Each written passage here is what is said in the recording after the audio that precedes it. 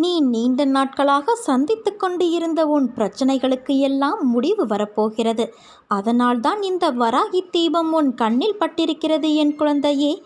என் குணநலன்களை, என் மகிமைகளை, என் லீலைகளை எப்போதும் நினைப்பவர்கள் தாமரை மலர் மீது வண்டு மொய்ப்பது போல அவர்கள் என்னிடமிருந்து பக்தியை வளர்த்து கொண்டே இருப்பார்கள். நீ நீயாக இரு, யாரையும் சார்ந்திருக்காதே. உனது வாழ்க்கையை நிர்ணயம் செய்தவள் நான். முதலில் நீ அனுபவித்து வந்த வாழ்க்கையும் சரி, இப்போது நீ அனுபவிக்கும் வாழ்க்கையும் சரி, இரண்டுக்கும் உள்ள வித்தியாசத்தை முதலில் உணர்ந்து கொள்ள முயற்சி செய். இப்போது அனுபவித்து வரும் அத்தனையும் நான் உனக்கு அளித்த ஆசீர்வாதம். எப்போதும் கவலை வேண்டாம். எதை அனுபவிக்க வேண்டுமோ அதை நீ அனுபவித்து விட்டாய். கடந்து வந்த பாதையில் நீ பார்க்காத துயரங்கள் இல்லை, ஏமாற்றங்கள் இல்லை. நீ விரும்பிய வாழ்க்கையையும் என்னால் மட்டுமே உனக்கு திரும்ப வழங்க முடியும். நீ வருத்தப்பட்டது போதும் குழந்தையே.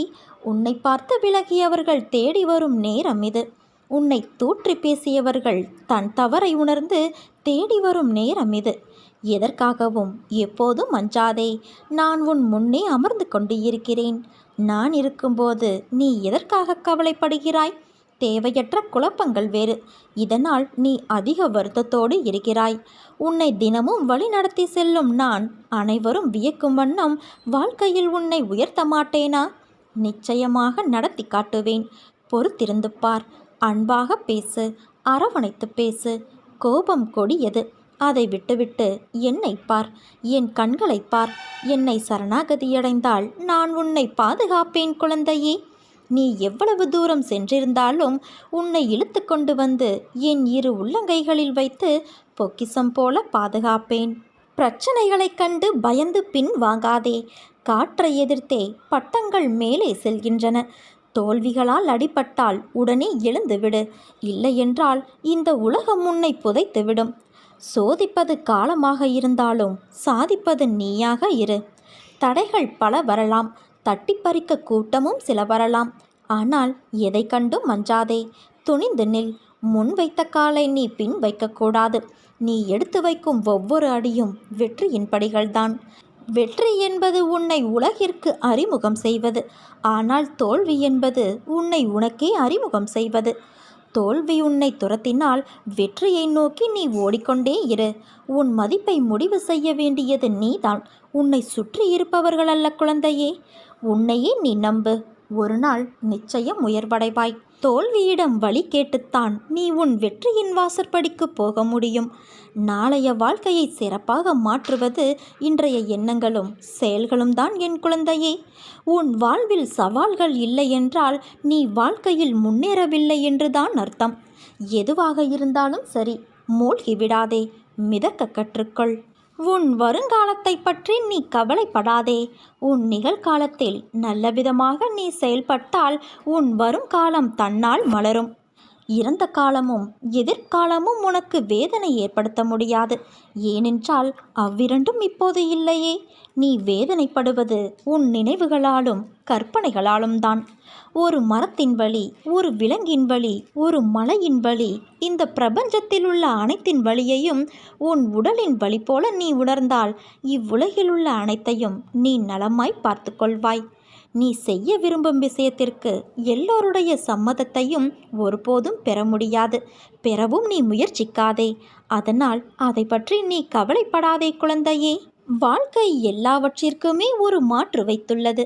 அது நமக்கு பிடித்திருக்கிறதா இல்லையா என்பதை பற்றியெல்லாம் அதற்கு கவலை இல்லை. சூழ்நிலைக்கு ஏற்ப நீ உன் மனதை திடப்படுத்த வேண்டும். 2 வார்த்தை பேச வேண்டிய இடத்தில் அதிகம் பேசுவது தவறு. ஆலோசனை கூறும்போது உன் கருத்தை பிறரிடம் கூறி சொல்வது தவறு. அதேபோல நேர்மையாக பயணித்து தோற்பதும், முடிந்தவரை போராடிய பின் தோற்பதும் வெற்றி பெற்றதற்கு சமம் என்று அர்த்தம் கொண்டு மீண்டும் மீண்டும் முயற்சி செய். உனக்கு வேண்டியதை பிறரிடம் இருந்து எதிர்பார்த்தால் அது எப்போதுமே கிடைக்காது. உனக்கு வேண்டியதை நீதான் முயற்சி செய்து அடைய வேண்டும். வெற்றியா தோல்வியா என்பதல்ல வாதம்.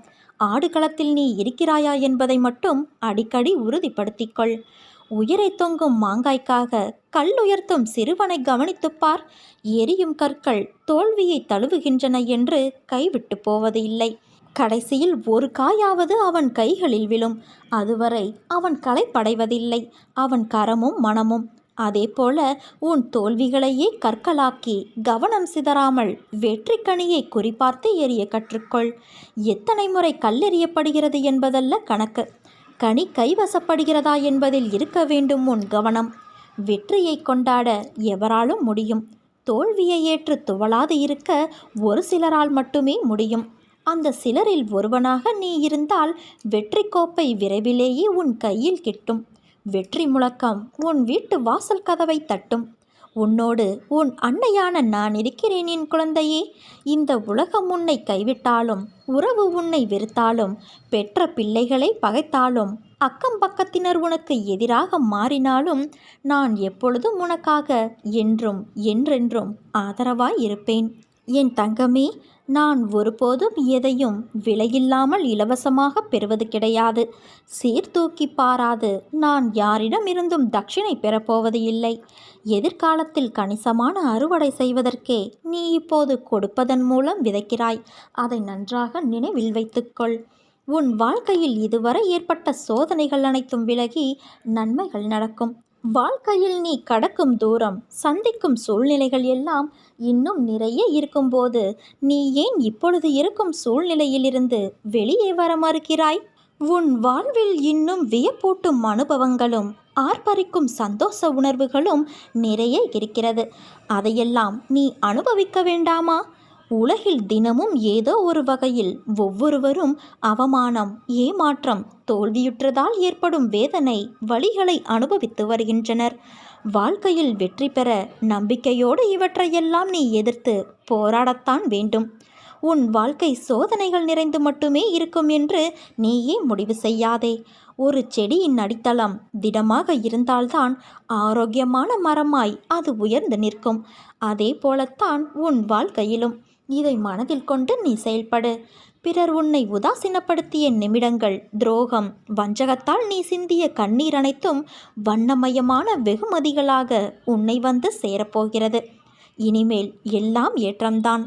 இது உன் அன்னையான என்னுடைய சத்திய வாக்கு. உன் வாழ்விலும் வெற்றிகள் குவியப் போகிறது குழந்தையே. கலங்காதே, நான் இருக்கிறேன். நல்லதே நடக்கும். இனி உன் வாழ்வில் என்றுமே ஏற்றம் மட்டும்தான். உனக்கென்று நிர்ணயிக்கப்பட்ட உன் கடமையை செய். உன் உடல், வாக்கு, உயிர் முழுவதையும், எல்லாவற்றையும் வியாபித்து நிற்கும் தன்மையுடைய என்னிடம் அர்ப்பணம் செய்ய வேண்டும். என்னிடம் விசுவாசம் வைப்பது இப்போது உனக்கு மிகவும் அவசியமாகிறது என் குழந்தையே. உனது வைராக்கியத்தை நான் எத்தனை முறை சோதித்து பார்த்தாலும் நீ என் கரத்தை விடுவதாக இல்லை. எந்த நிலையிலும் விடுவதாக இல்லை. பிறகு நான் உன்னை எப்படி மறப்பேன் சொல்? உனக்கான நியாயத்தை நான் செய்ய மாட்டேனா? நிச்சயம் உனக்கான நியாயத்தை நான் வழங்கியே தீருவேன்.